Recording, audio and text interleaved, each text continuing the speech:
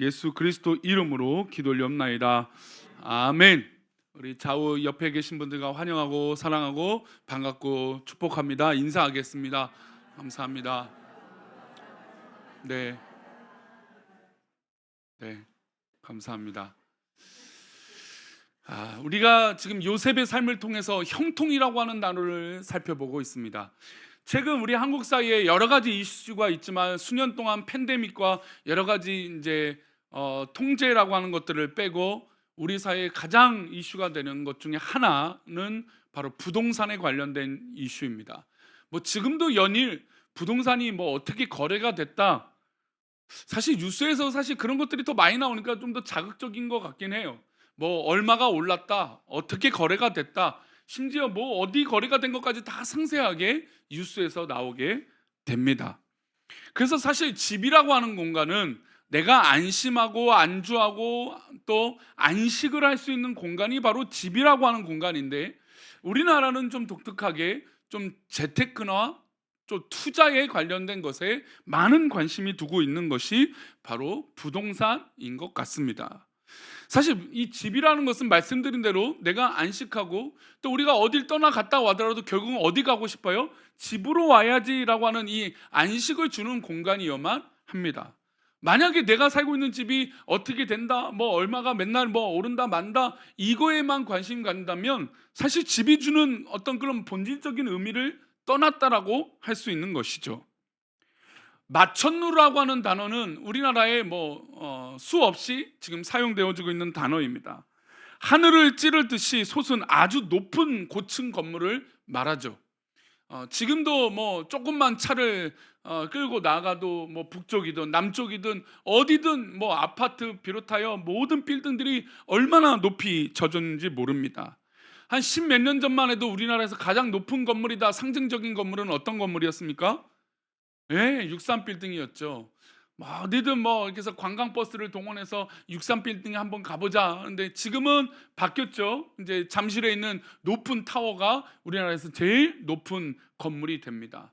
근데 그 건물을 제외하고도 63 빌딩이 우리가 높은 건물이잖아요. 그 높은 건물보다 높은 건물이 63 빌딩보다 높은 건물들이 요즘 굉장히 많아졌죠. 게다가 이 잠실에 있는 건물보다 이제 그 삼성동에 있는 이 사옥에 더 큰 건물을 올린다라고 하는 청사진도 발표된 뉴스를 들은 적이 있습니다. 높이 올린다라고 하는 것은 어떤 의미일까요? 마치 바벨탑을 쌓아서 인간이 하나님 앞에 닿겠다라고 하는 이 하나님의 도전했던, 하나님을 향하여 어떤 그런 교만의 마음으로 나아갔던 그런 모습, 과연 지금 그렇게 건물이 높이 올라간다 했을 때 우리 성도님들 한번 질문해 보겠습니다. 한 150층에 살려면 살 수 있겠습니까? 어지러워서 우리는 못 사죠. 물론 우리는 소유도 해보진 않았겠지만, 못할 것 같지만, 그래도 150층에 살려면 그 어지러워서 어떻게 살겠습니까? 그렇죠. 우리는 그래서 안 사는 거잖아요, 그죠? 근데 그런 높은 빌딩이 사실은 뭐 편리하겠습니까? 엘리베이터가 아무리 빨리 간다 해도 2, 3분 이상 높이 올라가야 될 것이고, 여러 가지 불편한 것이 있음에도 불구하고 뭐 비용도 뭐 돈은 말도 못할 것이죠.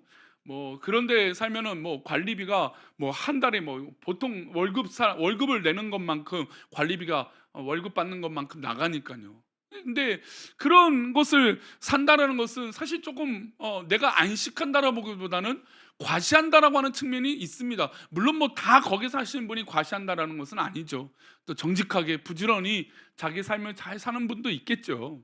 근데 상식적으로 우리는 너무 높아서 좀 불편하다라는 생각이 더 우선이 됩니다. 왜 그럴까요?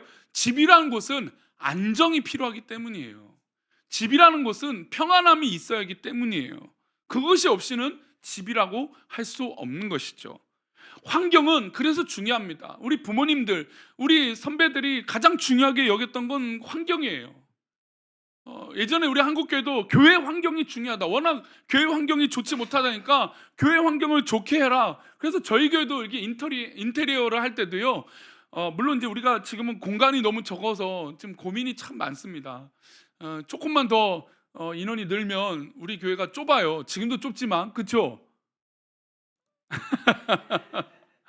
저는 사실 딱 좋다고 생각을 했었는데 요즘 들어서 애기들이 더 마음껏 뛰노는 공간이 있으면 좋겠다 막 이런 생각. 식사할 때 한 줄이 아니라 막 두세 줄로 좀 편안하게 했으면 좋겠다 막 이런 생각이 또 들어요. 맨 처음에는 딱 맞던 것이 좀 더 우리 성도들이 편안하고 또 쉽게 이렇게 활동했으면 좋겠다. 제일 중요하게 고민하고 있는 건 엘리베이터가 있었으면 좋겠다 그 생각이에요. 예. 엘리베이터. 우리 교회 건물을 가치 있게 만들려면 얼마 전에 우리 은행을 바꿨잖아요. 가장 먼저 뭐 거기에 뭐 또 컨설팅 하시는 분인데 그 얘기를 하더라고요. 이 건물에 엘리베이터가 있으면 1.3배는 그러니까 30%는 가치가 올라갑니다. 그 얘기를 하더라고요. 그러면서 막 견적까지 다 이 정도면 뭐 엘리베이터 할 수 있다고. 어.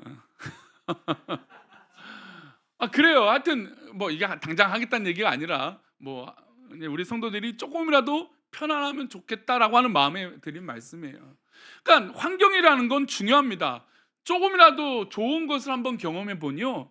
그 조금 낮은 단계 아니면 조금 불편한 곳을 살기는 어려워요. 저희 집이 이제 이제 교회 부임하기 전에 미사에서 집을 한번 살았고 그 다음에 우리 교회 사택에서 살았습니다. 그러니까 집이 다 컸죠. 많이 컸습니다. 지금 아파트보다 한 1.7배, 한 2배 정도 컸어요, 다. 근데 지금 이제 아파트가 나쁘다는 게 아니라 공간이 줄어드니까 어떻게 될까요? 이거를 뭐 어디다가 넣을 데가 없어요. 아내가 원래 이 정리를 참 잘하는 사람인데 뭐 여기다 넣어봤다가 저기다 넣어봤다가 빼봤다가 해도 막 정리가 막 고민이 많더라고요. 그러니까 환경이요. 한번 좋은 환경에 있고 넓은 곳을 살게 되면 우리 이제 호주에 살고 있는 선교사님도 있겠지만 호주에서 살다가 한국에서 집에 이렇게 딱 살려면 아마 불편한 곳이 다 먼저 생각날 거예요. 왜냐하면 호주라면 뭐 광활하잖아요. 뭐 제가 뭐 사시는 형편은 제가 자세히 알지 못하지만 아마 우리가 상상하는 건 그렇잖아요. 그러니까 넓고 또 쾌적하다라고 하는 공간에 있다가 좀 불편하면 되게 불편하게 느껴져요. 그러니까 사람은 좋은 조건에 안식하고 또 익숙해지기 마련입니다. 그러니까 더 좋은 아파트, 더 좋은 공간, 더 좋은 집을 가지려고 하죠. 우리 성도님들의 환경은 어떻습니까? 좋은 환경이십니까? 아니면 어려운 환경이십니까? 또 이 환경이라고 하는 단어는 단순히 살고 먹고 사는 것 이 문제도 있지만 내가 하고 있는 일의 환경도 중요하죠. 그렇죠? 내가 어떤 환경에 있느냐, 정말 어려운 일을 하고 있느냐, 힘든 일을 하고 있느냐, 이런 환경들도 우리에게 중요합니다. 가끔 뉴스에 쓰레기집이 가끔 뉴스에 나올 때가 있어요. 누가 봐도 그 집은 쓰레기집이고 단 하루만 살아도 내가 병들 것 같은 집이 뉴스에 가끔 나오고, 뭐 봉사하시는 분들이 가서 그 집을 치우고 뭐 쓰레기가 몇 톤이 나왔다 막 이런 뉴스들이 나올 때가 봅니다. 정말 누가 봐도 저기 딱 하루만, 아니 1시간, 아니 10분만 있어도 못 살겠다, 그런 집들이 있죠. 그런데요, 막상 그 살고 있는 그분한테 물어보면요, 그 집이 뭐라고 해요? 이렇게 좋은 집이 없다고 얘기해요. 이렇게 편안하고 좋다고. 저장 강박이라든지 이런 것 때문에 이런 것들이 쌓여놨지, 나는 이 집이 제일 좋아요. 그래서 끝까지 나는 이 집에 살겠다고 버티다가 도저히 이제 집에 문제가 생기니까 집을 이사하거나 빠지는 뉴스를 보게 됩니다. 그러니까 사람의 마음이 참 오묘한 것 같아요. 되게 좋은 환경에도 내가 적응하면 살 수 있어요. 그러나 정말 안 좋은 환경에도 적응하면 또 어떻게 될까요? 또 살 수 있는 게 바로 인간의 적응성이라는 거예요.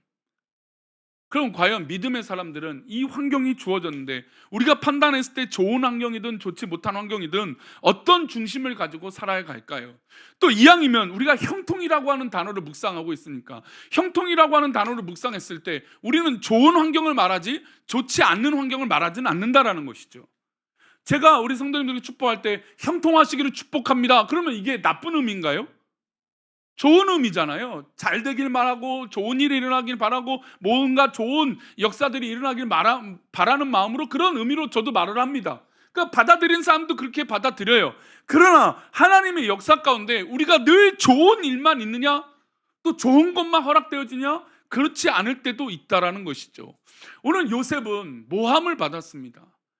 아니 종이 되어서 열심히 주인을 위해서 최선을 다해서 살았더니 집을 관할하는 집사가 됐어요. 가장 높은 지배인처럼 그런 위치에 오른 사람이 됐습니다. 근데 주인의 아내가 요셉을 사모해서 요셉에게 유혹을 했습니다. 근데 요셉이 그 지혜로운, 그 젊은 혈기왕성한 그 나이에 그 모든 유혹을 떨쳐버리고 정말 죄 짓지 않고 하나님 앞에 섰습니다. 그러면 우리가 상식적으로 신앙의 결과로 볼 때 이렇게 열심히 신앙생활하고 죄 짓지 않고 믿음으로 잘 되어 있으면 그 결과는 어떤 일이 있어야 될까요? 좋은 일이 있어야 되겠죠. 아니, 하나님이 함께 하신다고 말씀도 하셨고 또 하나님이 함께 하여 주시는 이 종의 삶을 살고 있고, 주인도 요셉을 보니까 야, 저 친구는 하나님이 함께하는 사람이구나, 그런 이 보디발 장군의 고백도 있었고, 그래서 모든 집안의 일들을 맡겼잖아요. 형통한 일이 마치 그런 일이잖아요. 그런데 그런 모함을 받고 오해를 받았는데, 억울한 일이 벌어졌는데 그게 과연 형통의 결과일까요? 20절 말씀을 다시 한번 읽어보겠습니다. 함께 읽겠습니다. 20절 말씀 시작. 이에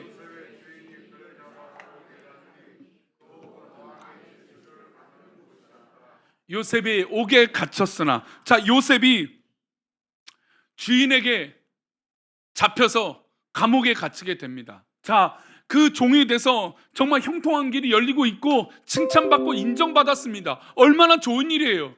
아버지를 떠나서 한 번도 살아보지 않았던 이 요셉이 아버지를 강제로 떠나게 됐고 죽음의 위기를 극복하고 이제 조금 이제 괜찮구나라고 하는 시대가 왔는데, 시점이 왔는데 모함을 받고 억울한 일이 벌어져서 감옥에 갇혔습니다. 이걸 누가 형통하다라고 말할 수 있을까요? 근데 어떤 분들은 이 구절을 보고 왕의 제수를 가두는 곳이다, 그러니까 요셉이 뭔가 희망이 보이지 않냐. 여러분, 이거는 나중에 결과로 기록되어 있으니까 왕의 제수를 가두는 것이 어떤 그런 초점이 맞춰져 있죠. 지금 요셉의, 내가 지금 감옥에 갇혀져 있는 일이라면 이게 왕의 제수를 가두는 어떤 일이 있든 이건 아무것도 문제가 되지 않아요. 뭐가 문제입니까? 이곳이 어떤 공간입니까? 어떤 환경입니까? 감옥이라는 것이죠. 훗날에 하나님의 역사를 느끼니까 이게 왕의 제수를 가두는 감옥이었다는 것을 느끼고 하나님의 인도하심을 깨달은 것이지, 지금은 제수를 가두는 그냥 감옥이에요. 감옥. 하나님 앞에 열심히 형통함을 누리고 하나님과 함께하고 살았던, 그리고 죄 짓지 않았잖아요. 그 젊은 나이에 죄 짓지 않고 열심히 어떤 노력을 해보려고 했잖아요. 그런데 결과는 감옥이래요. 감옥. 이 지옥 같은 감옥에 그럼에도 불구하고 변화가 일어나요. 우리가 환경이라는 걸 서론에 말씀드렸습니다. 우리는 좋은 환경, 좋은 공간, 좋은 곳, 이곳에 살고 싶죠. 요셉도 안 그렇겠습니까? 그러니까 인정받으려고 열심히 살았죠. 최선을 다했죠. 그런데 지금 다가온 건 그렇게 열심한 대가는, 좀 억울하잖아요. 주인한테 물을 수 있어요. 나 억울합니다. 주인이 또 그렇게 신임했으니까 좀 한번 물어볼 만도 하잖아요. 야, 너 왜 이랬냐? 그런 과정도 없이 그냥 감옥에 갇혀버렸어요. 얼마나 억울하고 속상합니까? 잠을 이룰 수 없을 정도로 억울하지 않겠습니까? 그런데 그 감옥에서도 누구와 함께하는 걸 누렸습니까? 하나님이 함께하신 걸 누린 거예요. 우리 성도님들 삶에 어떤 조건과 어떤 환경이든 하나님이 함께하시는 은혜가 있기를 축원합니다. 우리는 자꾸 인간적인 이유와 핑계를 대기도 해요. 그러나 그것은 두 번째 문제입니다. 우리에게 가장 우리 삶의 중요한 문제는 하나님께서 우리와 함께 하신 것을 내가 느끼고 깨닫고 있느냐 이거예요. 그 순간에도 내가 믿음으로 서 있느냐 이것이죠. 감옥에 갇혔습니다. 억울합니다. 이 사람보다 더 억울한 사람이 어디 있겠습니까? 게다가 젊은 혈기는요, 참을 수 없을 억울함이 있으면요 감당이 안 됩니다. 젊은 혈기란 게 그렇잖아요. 요셉은요 가장 젊은 나이를 보내고 있는 이때예요. 그런데 그가 감옥에 갇히고 억울한 일에 경험하게 됐습니다. 우리 21절 말씀에 요셉의 변화가 일어나기 시작합니다. 단 1절에 우리가 20절 본문을 읽었잖아요. 여러 고민도 없습니다. 단 1절의 사이에 이런 변화가 일어납니다. 함께 읽겠습니다. 여호와께서 요셉과 함께 하시고 그에게 인자를 더하사 간 수장에게 은혜를 받게 하심에 할렐루야. 저는 이 사건을, 이 일을요 요셉이 깨달았기 때문에 이 고백을 했다라고 믿습니다. 무슨 얘기냐? 만약에 불평하고 또 남 핑계만 대고 아유 나는 왜 이렇게 억울하고 낙심만 하고 있으면 이 하나님의 인도하심과 하나님의 인자하심을 경험하지 못해요.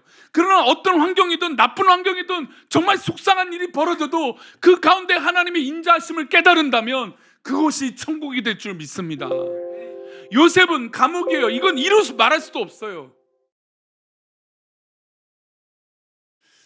이 문정동 쪽에 그 최신 시설로 감옥이 있습니다. 뭐 이게 지도에 보면 감옥이라고 나와 있지도 않아요, 교도소가. 그런데 구치소가 나와 있지도 않죠. 근데 그것을 곁에서 보면 야 무슨 죄수들에게 이렇게 좋은 이 건물에 살게 하냐. 그랬더니 막 유명한 사람들 그 감옥에 있대요. 최신 시설이니까 구치소에. 근데 그 모든 사람들한테 물어봐도 감옥은 아무리 좋아도 감옥이에요. 아무리 시설이 좋아도 감옥. 왜요? 내 자유가 다 상실되니까. 내가 할 수 있는 거 다 없어지니까. 그런데 그런 억울하고 지옥 같은 그 순간에, 이 순간에도 하나님이 함께 하심을 깨달으니까 그곳에 하나님이 나를 돕고 계신 걸 믿게 된 것이죠.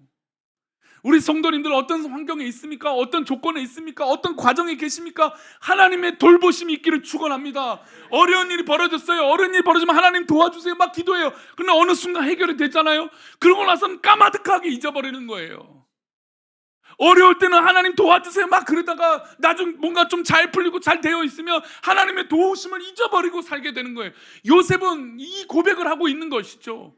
그 순간에 하나님이 돕고 계셨다라는 것, 그 순간에 간수장의 마음을 바꿔주고 계신다라는 것, 이것이요 과정도 어떤 시간도 모든 조건도 없어요. 20절이었잖아요. 이 바로 직전 절이었잖아요. 요셉이 감옥에 갇혔는데 그 이후로 바로 변화된 게 이곳에서도 누가 계신다? 이 감옥에서도 하나님이 계신다. 우리 성도님 삶의 어떤 환경이든 하나님의 계심을 발견하시기를 축원합니다. 설거지를 하시더라도 하나님을 발견하세요. 우리 성도님들 사업장에서 일하시다가도 하나님을 발견하세요. 내가 무엇을 하든지 운전대를 잡든지 어떤 곳에 있든지 하나님이 나와 함께 하심을 느끼시길 바랍니다. 그래야 하나님이 나를 돕고 계시는 거 알죠. 그러나 우리 입에서 늘 불평과 불만과 낙심만 나오면 하나님이 함께 하심을 어떻게 누릴 수 있겠습니까? 만약에 요셉이 지금 이 순간에 하나님 나 억울해서 죽겠습니다라고 시간을 보냈다면 이 놀라우신 하나님의 인도하심을 깨닫지 못했겠죠. 여러분, 인간 사는 삶이요 얼마나 말이 안 되는 일들이 일어나는지 몰라요. 우리 생각과 우리 판단으로는 잘 되겠지, 괜찮겠지. 그러나 우리 인간의 그 뜻대로 된다면 우리가 고민이 왜 있겠습니까? 염려가 왜 있겠습니까? 우리의 뜻대로 뭔가 잘 되는 것 같은데 또 잘 안 될 때가 있어요. 어려움을 만날 때 있고 풍랑을 만날 때가 있습니다. 풍랑을 만날 때도 우리 주님이 제자들을 만나신 것처럼 우리 성도들을 만나 주실 줄 믿습니다. 그래요. 예수님, 우리 하나님은, 우리 성령님은 우리와 늘 함께 하시고 늘 우리와 동행하시고 지금 이 순간에도 이 예배 가운데 함께 하시는 줄 믿습니다. 그런데 우리가 못 보고 있는 것이죠. 이 형통이라고 하는 기준을 인간의 기준에 맞추니까 이 형통이 자꾸 뭔가 성공만을 이루고 뭔가 잘 되는 것만이 성공이고 형통이라고 판단하는 것이죠. 우리의 형통한 환경은, 우리의 좋은 환경은 하나님이 함께 하시는 것입니다. 이게 우리의 꿈과 우리의 비전 되어져야 되지 않겠습니까? 말씀을 마치겠습니다. 사랑하는 우리 교회 성도님들, 우리는 다양한 환경 속에 있습니다. 우리 다 달라요.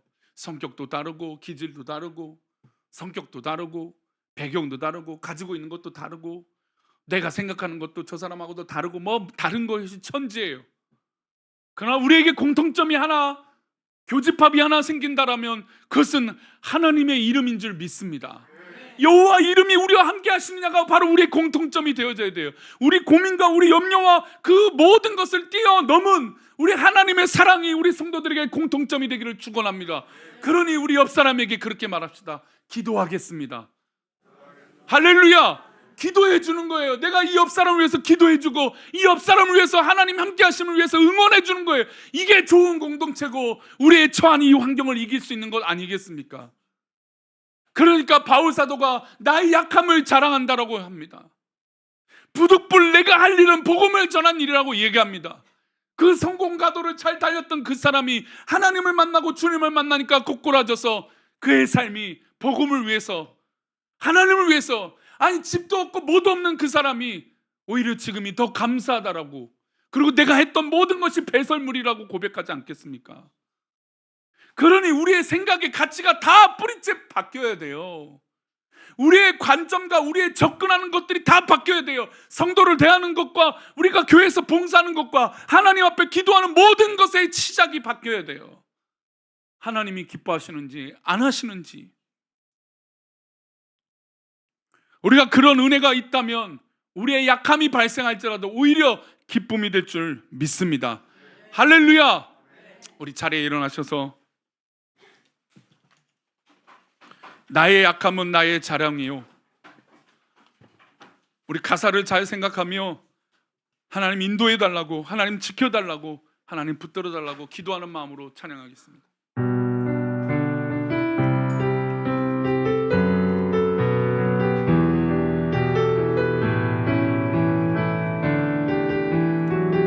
참 고마운 친구, 참 고마운 친구, 나의 예수님. 나는 깨지기 쉬운 질그릇과 같으나 때론 낙심해도 포기치 않음은 예수의 생명이 내 안에 있기에. 우리 다시 한번요. 참 고마운 친구, 참 고마운 친구, 나의 예수님. 나는 깨지기 쉬운 질그릇과 같으나 때론 낙심해도 포기치 않음은 예수의 생명이 내 안에 있기에. 내 삶의 동행자 나의 예수님. 나는 기대가 없는 어린 나귀 같으나 늘 쓰러져도 다시 일어남도 예수의 생명이 내 안에 있기에. 나의 약함은 나의 자랑이요, 나의 실패는 나의 간증이요, 나의 아픔은 나의 영광이니 그 부르심 따라 내가 걸어갑니다. 나의 약함은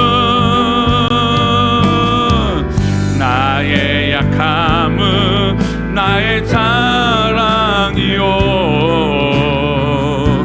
나의 실패는 나의 간증이요,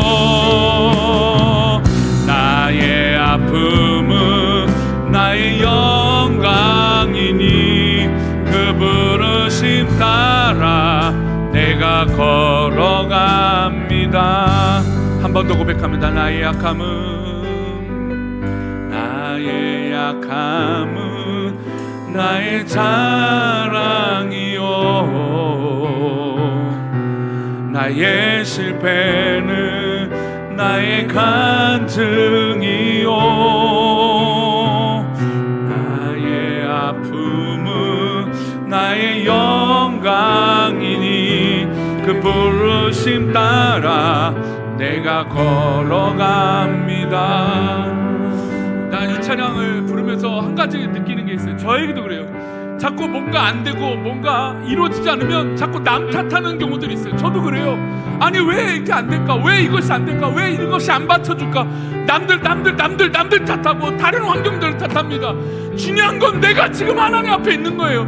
지금 중요한 건 내가 믿음이 있는 거고 우리 자녀들에게 지금 믿음이 있어야 되는 거예요. 자꾸 다른 환경, 다른 핑계 대보지 마세요. 제일 중요한 건 내 믿음입니다. 제일 중요한 건 내가 하나님 앞에 서 있는 거예요. 우리 이 시간 하나님 앞에 서 있는 믿음의 백성들에게 하나님의 형통하심이 있기를 축원합니다. 이 시간 그런 믿음 있게 해달라고, 그런 은혜로 살게 해달라고 이 시간 오늘 짧지만 우리 잠깐 하나님 앞에 기도하겠습니다. 다 같이 기도합니다. 하나님 아버지, 우리가 다른 핑계, 다른 이야기하는 것이 아니라 오직 주님의 이름으로 승리하며 이겨낼 수 있도록 복을 내려 주옵소서. 주님의 그리스도의 향기가 우리 성도들 삶 가운데 있기를 원하오니 하나님 붙잡아 주옵소서. 다른 핑계 대지 않게 하시고 하나님 앞에 있게 하여 주옵소서. 환경 탓하지 말고 하나님 바라보게 하여 주옵소서. 하나님 위로하여 주옵소서. 하나님 축복하여 주옵소서.